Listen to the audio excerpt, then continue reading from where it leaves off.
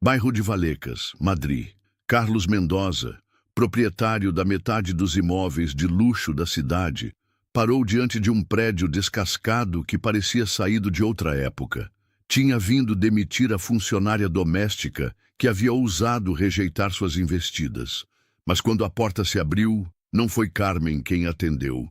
Foram 3 crianças aterrorizadas que o olharam como se ele fosse a própria morte. "Por favor, senhor, não leve nossa mamãe embora", sussurrou a menor, agarrando-se à sua perna com mãozinhas trêmulas. Atrás delas, no apartamento de 2 cômodos que cheirava a umidade e desespero, Carlos viu algo que o paralisou.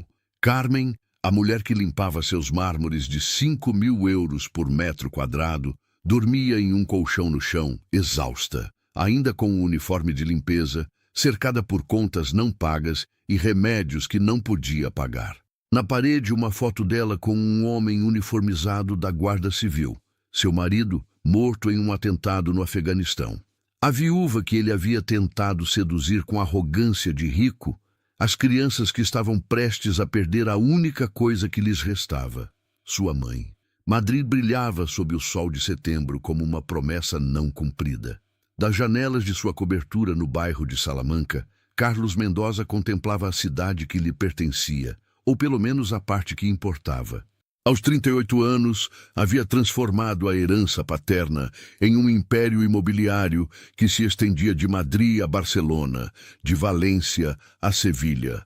Palácios históricos convertidos em hotéis de luxo, bairros populares gentrificados, vidas desenraizadas para dar espaço ao progresso que tinha seu rosto. Era um homem que media o sucesso em metros quadrados e o valor das pessoas enquanto podiam servi-lo. Seu casamento com Isabel havia sido uma fusão empresarial, disfarçada de romance. Ela contribuía com o sobrenome e os contatos, ele com o capital e a ambição. O divórcio, 2 anos depois, foi igualmente calculado. Ela ficou com a propriedade na Moraleja, ele com todo o resto. Carmen Lopes havia entrado em sua vida 6 meses antes, contratada através de uma agência para limpar a cobertura 3 vezes por semana. 32 anos, cabelos negros presos em um coque severo, olhos castanhos que nunca se baixavam diante dele como faziam os outros funcionários. Havia algo nela que o irritava e o fascinava ao mesmo tempo. Talvez a forma como limpava seus pisos de 100.000 euros com o mesmo cuidado com que limparia os de uma igreja, ou talvez o fato de que não parecia minimamente impressionada com sua riqueza. A atração havia crescido lentamente, transformando-se em obsessão. Carlos não estava acostumado a desejar o que não podia ter imediatamente. Havia começado com pequenos gestos, presentes caros deixados casualmente por aí, elogios cada vez mais explícitos, convites para jantar disfarçados de horas extras de trabalho. Carmen havia rejeitado tudo com uma cortesia firme que o deixava louco. Na noite anterior, havia cruzado a linha. A havia encontrado de joelhos limpando o banheiro de mármore de Carrara, e algo em vê-la naquela posição despertou o animal nele. Pôs a mão em seu ombro, a fez levantar, a empurrou contra a parede. As palavras que sussurrou foram explícitas, vulgares, o tipo de proposta que nenhuma funcionária doméstica em sua posição deveria rejeitar. Mas Carmen a rejeitou. Pior ainda, o olhou com um nojo que ninguém se atrevia a mostrar-lhe há anos, e lhe disse que preferia morrer de fome antes de se tornar sua propriedade. Depois se foi, deixando-o ali com sua excitação transformada em raiva. Ninguém rejeitava Carlos Mendoza. Ninguém. Passou a noite bebendo uísque de 0,0 euros a garrafa e planejando sua vingança. Não apenas a demitiria, a destruiria, se certificaria de que ninguém em Madrid a contratasse jamais, a reduziria a mendiga e então, quando estivesse suficientemente desesperada, voltaria a fazer sua oferta e ela a aceitaria, porque a fome converte todos em escravos. O endereço no arquivo pessoal o levou a Vallecas, um bairro que Carlos conhecia apenas como zona para reabilitar em seus planos de expansão. Blocos de apartamentos dos anos 60 que pareciam cicatrizes no tecido urbano, grafites que cobriam muros descascados, o cheiro de pobreza que grudava na roupa. Estacionou seu Bentley, um erro se tivesse sabido, e subiu as escadas que fediam a urina e sonhos mortos. Apartamento 23, quarto andar. A porta era de um verde desbotado que alguma vez devia ter sido alegre. Bateu com a força de quem está acostumado a ver as portas se abrirem sob sua ordem. Mas não foi Carmen quem abriu. 3 crianças o olharam com olhos grandes demais para seus rostos magros. A maior, talvez 12 anos, segurava protetoramente os ombros dos menores, um menino de 8 e uma menina de 5. Vestiam roupas limpas, mas remendadas, e havia algo em seu olhar que Carlos reconheceu, mas não pôde identificar imediatamente. Haviam-no olhado assim as crianças nos povoados que fizera evacuar para construir resorts de luxo. Era medo, medo puro, destilado, de quem sabe que o mundo dos adultos pode destruir tudo em um instante. A menina menor foi a primeira a falar. A voz, um sussurro que penetrou a armadura de indiferença que Carlos havia construído em anos de negócios impiedosos. Suas mãozinhas se agarraram à sua perna como se pudessem detê-lo, como se o desespero de uma criança pudesse deter uma avalanche. O apartamento atrás delas contava uma história que Carlos não queria ler. 2 cômodos no total, móveis que pareciam recuperados do lixo, mofo nos cantos que nenhuma quantidade de limpeza podia eliminar. E ali, no chão da sala que também servia de quarto, Carmen dormia em um colchão fino, ainda com o uniforme de limpeza posto, o rosto marcado por um cansaço que ia além do físico. Ao seu redor, como sentinelas de papel, as contas não pagas formavam um círculo de condenação. Eletricidade, gás, aluguel atrasado e medicamentos. Frascos e pílulas que Carlos reconheceu porque sua mãe havia tomado os mesmos durante a quimioterapia. Medicamentos caros, o tipo que a Seguridade Social cobre apenas em parte. Mas foi a foto na parede que o golpeou como um soco no estômago. Carmen em vestido branco, radiante, junto a um homem de uniforme da Guarda Civil. A mesma foto, menor, estava pregada sobre as camas improvisadas das crianças. O pai, que nunca voltaria. O menino de 8 anos finalmente encontrou coragem para falar, a voz tremendo, mas determinada. Contou como a mamãe trabalhava em 3 empregos, como nunca dormia mais que 4 horas, como às vezes fingia não ter fome para deixar mais comida para eles. Contou sobre o papai morto em uma missão de paz, sobre a pensão que não bastava, sobre a vovó doente no hospital que absorvia cada centavo extra. Carlos permaneceu paralisado na soleira, o discurso de demissão que havia preparado morrendo em sua garganta. Olhou Carmen dormir e pela primeira vez a viu de verdade. Não a funcionária doméstica que havia desejado possuir, mas uma mulher que lutava uma guerra que ele nunca teve que lutar com armas, que ele nunca teve que empunhar. O desespero transformado em dignidade, a pobreza enfrentada com honra. Carmen acordou com a sensação de que algo não ia bem. As crianças estavam silenciosas demais, e em sua vida de mãe solteira, o silêncio sempre significava problemas. Quando viu Carlos Mendoza de pé em sua sala, cercado por seus filhos aterrorizados, o sangue gelou em suas veias. Levantou-se com uma dignidade que não sabia que ainda possuía, alisando o uniforme amassado, preparando-se para a tempestade. Sabia por que estava ali, sabia o que significava para sua família, mas não se desculparia por ter defendido sua honra. Algumas coisas valiam mais que o pão. Carlos a viu levantar-se, viu a forma como se posicionou entre ele e as crianças, como uma leoa pronta para morrer por seus filhotes, e algo se quebrou dentro dele. Não o coração, não tinha certeza de ter um ainda, mas algo mais profundo, mais antigo. Talvez a consciência que havia enterrado sob anos de sucesso impiedoso.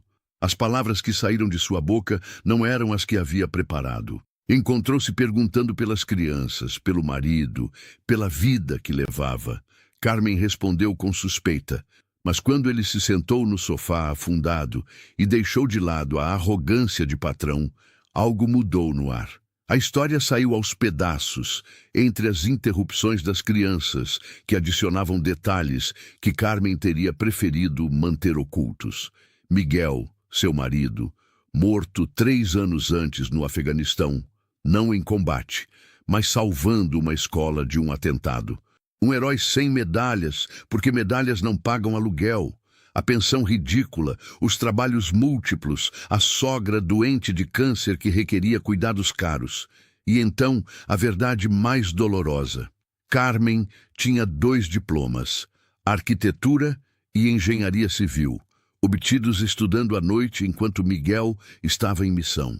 Sonhos de construir casas para quem não podia pagar por elas, transformados na realidade de limpar casas de quem tinha muitas demais. Carlos escutou, e cada palavra era um prego no caixão de sua arrogância. Olhou as crianças, Lucia, Diego, a pequena Maria, e viu nelas o mesmo fogo da mãe, a mesma dignidade obstinada que se recusava a se dobrar, mesmo quando o mundo fazia todo o possível para quebrá-los. Quando Carmen terminou de falar, o silêncio no apartamento era denso como neblina. Carlos se levantou, e todos se tensionaram esperando a sentença. Em vez disso, fez algo que não havia feito desde que seu pai morreu. Ajoelhou-se diante de Carmen e pediu perdão, não apenas pelas investidas indesejadas, mas por ter sido o tipo de homem que acreditava que tudo tinha um preço. Disse que não havia vindo apenas para demiti-la, mas para oferecer-lhe algo diferente. Não caridade, não pena, mas uma oportunidade. O escritório de Carlos ocupava um andar inteiro da Torre Mendoza, no Passeio da Castelana. Carmen chegou ali na manhã seguinte, vestida com o único terno que possuía, o do funeral de Miguel. As crianças estavam na escola, sem saber que suas vidas estavam prestes a mudar de formas que nem ela podia prever. Carlos a estava esperando, mas não atrás da mesa monumental. Estava de pé junto às janelas, olhando Madrid das alturas. E quando se virou, Carmen viu um homem diferente daquele que havia conhecido. Os olhos cinzas já não eram predadores, mas pensativos. O sorriso já não arrogante, mas incerto. A proposta que lhe fez a deixou sem fôlego. Não queria que limpasse mais suas casas. Queria que as projetasse. Havia visto seus diplomas. Havia feito investigações noturnas. Havia descoberto os projetos que apresentara na universidade, visionários e práticos ao mesmo tempo. Habitação social sustentável, bonita e econômica. Exatamente o que Madrid precisava e que ninguém queria construir porque não gerava lucro suficiente. Queria criar uma divisão da Mendoza Construções dedicada à habitação social de qualidade, não beneficência, mas negócio sustentável, e queria que Carmen a dirigisse. O salário que propôs era 20 vezes o que ganhava como funcionária doméstica. Benefícios completos, seguro médico para toda a família, fundos para a educação das crianças, um apartamento da empresa em área melhor, perto de boas escolas. Carmen o olhou como se estivesse louco. Procurou o truque, a armadilha, o preço oculto, mas Carlos pôs sobre a mesa os contratos, todos em ordem, sem cláusulas ocultas. A única condição era que começasse imediatamente. Já havia perdido tempo demais. A primeira reação de Carmen foi recusar. O orgulho falava mais alto que a necessidade, mas então pensou nos filhos, na sogra doente, nos sonhos que havia enterrado com Miguel. E pensou também em todas as famílias como a sua, que viviam em casas indignas porque ninguém acreditava que os pobres mereciam beleza. Aceitou, mas com suas condições: transparência total nos projetos, nenhum compromisso na qualidade e a promessa de que as habitações iriam primeiro para quem realmente precisava, não para quem podia pagar mais. Carlos aceitou tudo, e quando apertaram as mãos para selar o acordo, ambos sentiram que não era apenas um contrato de trabalho, era o início de uma revolução. Os primeiros meses foram um inferno. O mundo da construção madrilenha não estava preparado para Carmen Lopes. Uma mulher, uma viúva, uma ex-funcionária doméstica que ousava sentar-se nas mesas onde se decidiam os destinos urbanísticos da cidade. Os sócios de Carlos estavam escandalizados, os concorrentes riam. A mídia a pintava como a amante que havia seduzido o milionário para chegar ao poder. Mas Carmen havia suportado coisas piores.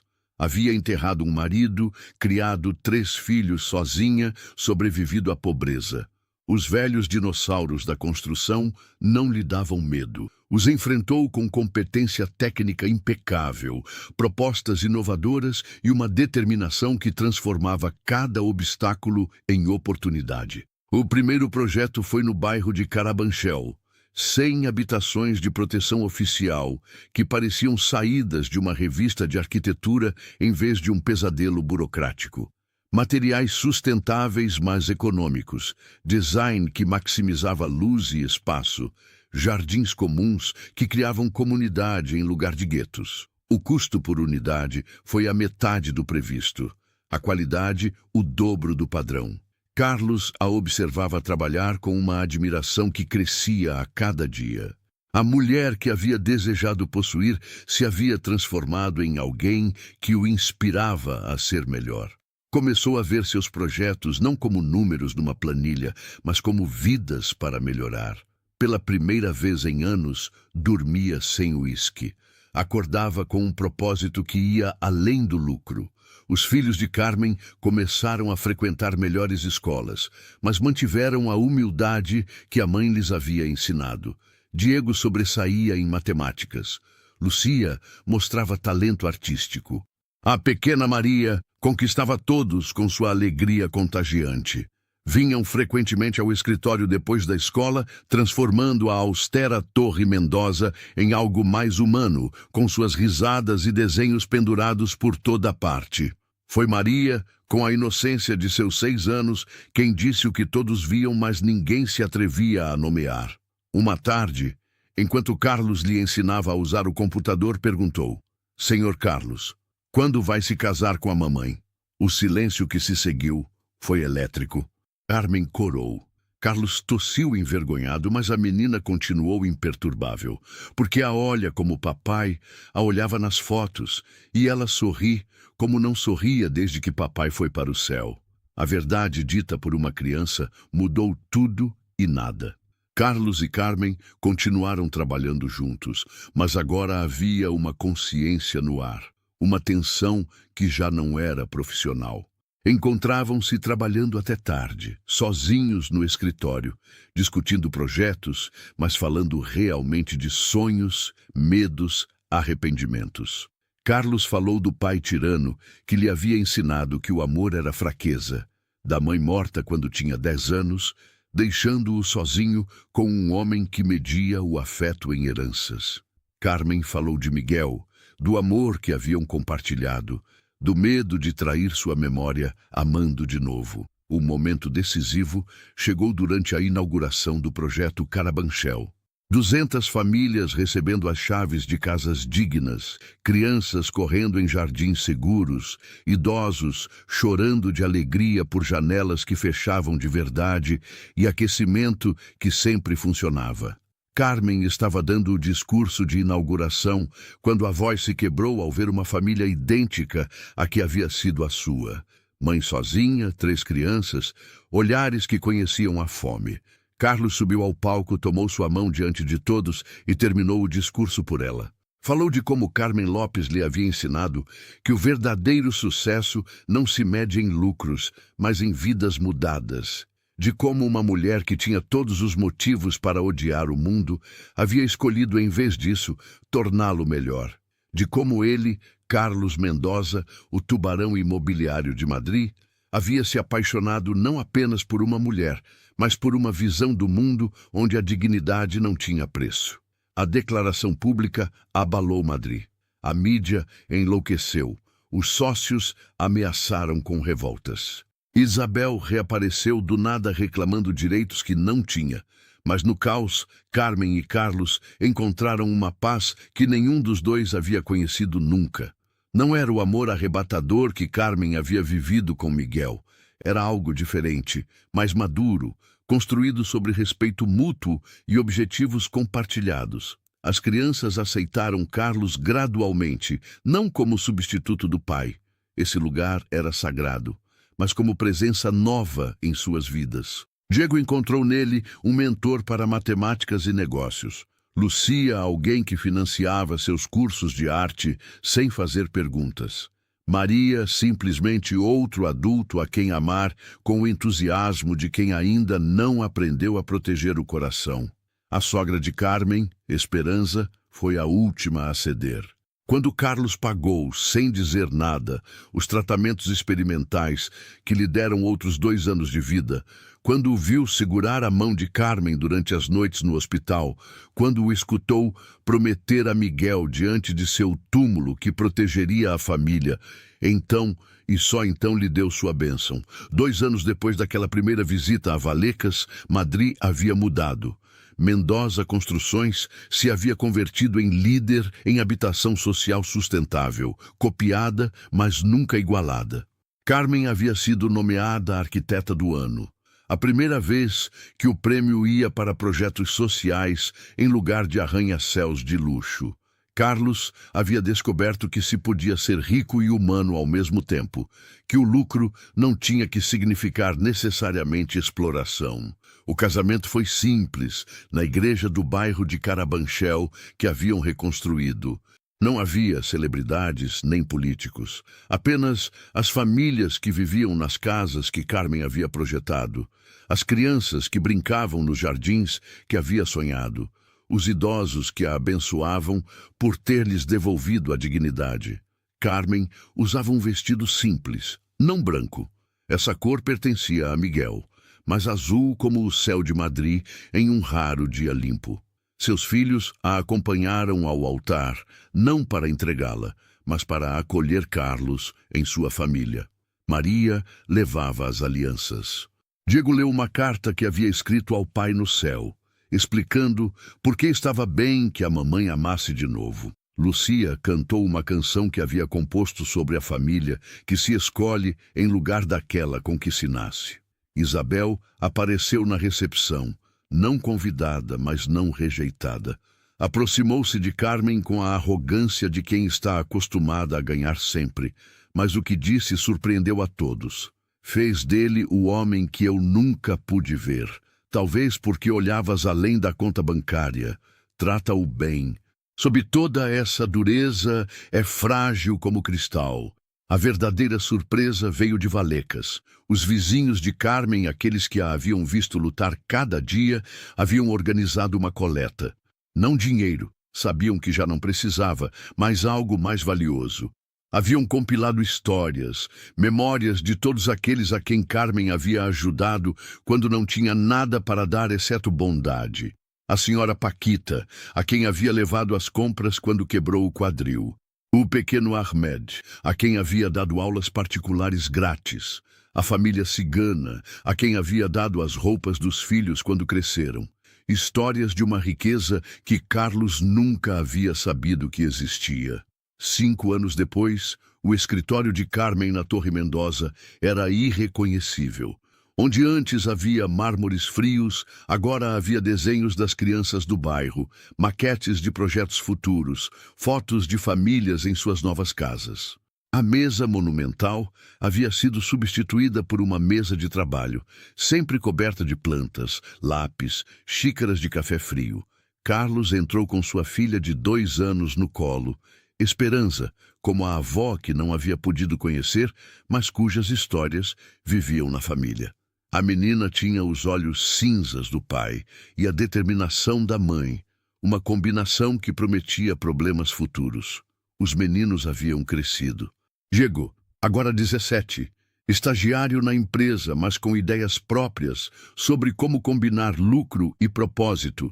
Lucia, 15, que pintava murais nos projetos de habitação social, transformando muros cinzas em explosões de cor e esperança.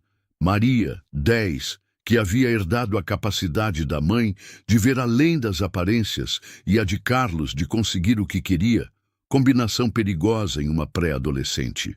Carmen estava apresentando o novo projeto ao conselho, um bairro inteiro sustentável na Extremadura, onde a pobreza era ainda mais crua que em Madrid. Os números diziam que era viável, rentável até, mas sobretudo necessário. Enquanto falava, Carlos a olhava e via não a funcionária doméstica que havia tentado seduzir, não a arquiteta que havia revolucionado a habitação social, mas a mulher que lhe havia ensinado que a verdadeira riqueza não se conta em euros, mas em vidas tocadas, em dignidade restituída, em esperança plantada como sementes em terrenos que todos davam por estéreis. Nessa noite, voltando para casa, não a cobertura estéril do bairro de Salamanca, mas uma casa real em Carabanchel, no bairro que haviam reconstruído juntos, passaram diante do velho prédio de Vallecas. Havia sido reabilitado como parte do programa de renovação que Carmen dirigia, mas o apartamento 23 se havia conservado como estava, transformado em um pequeno museu da resistência. Uma placa na porta dizia: "Aqui viveu Carmen López Mendoza, que transformou o desespero em determinação e ensinou Madrid que cada família merece um lar, não apenas um teto." Mas para Carlos, a verdadeira lição era outra. Essa porta verde desbotada lhe havia ensinado que às vezes é preciso descer ao inferno para entender o que é realmente o paraíso, que a riqueza sem propósito é pobreza dourada, e que o amor verdadeiro não se compra nem se toma. Ganha-se dia a dia, tijolo por tijolo, como as casas que Carmen construía para quem nunca havia ousado sonhar em possuir uma. A pequena Esperança apontou à porta e disse sua primeira frase completa: "Casa da mamãe." E, de certa forma, tinha razão. Essa não era apenas a casa onde Carmen havia morado. Era a casa onde Carlos havia aprendido a viver de verdade. O círculo havia se fechado. O milionário que havia ido à casa da funcionária doméstica para destruí-la havia encontrado, em vez disso, sua salvação. E a funcionária doméstica, que havia temido perder tudo, havia ganhado não apenas segurança econômica, mas a possibilidade de mudar o mundo, um bairro de cada vez. Madrid brilhava no entardecer, inconsciente de que sua transformação havia começado em um apartamento de 2 cômodos em Vallecas, onde uma mulher havia escolhido a dignidade sobre a sobrevivência e um homem havia escolhido a humanidade sobre o lucro. Às vezes, as revoluções começam assim, não com proclamações ou violência, mas com o simples ato de ver realmente outro ser humano e decidir que merece mais, muito mais. Se esta história tocou seu coração, deixe um like para apoiar histórias de redenção e transformação. Comente o momento que mais te emocionou. Compartilhe com quem precisa acreditar em segundas chances. Inscreva-se para mais histórias que demonstram como o amor pode nascer onde menos esperamos. Lembre-se, às vezes quem tem menos para dar é quem dá mais. Às vezes, a verdadeira riqueza se encontra nos lugares mais pobres. E às vezes um momento de verdadeira visão pode mudar não apenas 2 vidas, mas o destino de uma cidade inteira. Você já viu além das aparências e descobriu algo extraordinário? Conte-nos nos comentários. E me conta nos comentários de que cidade ou país você está assistindo. Vou ler todos os comentários. Nossas histórias estão cruzando corações e fronteiras, e sua presença aqui faz tudo valer a pena. Escreva nos comentários. Eu estou vendo daqui de cidade ou país. Vai ser lindo ver esse mapa de emoções se formando nos comentários.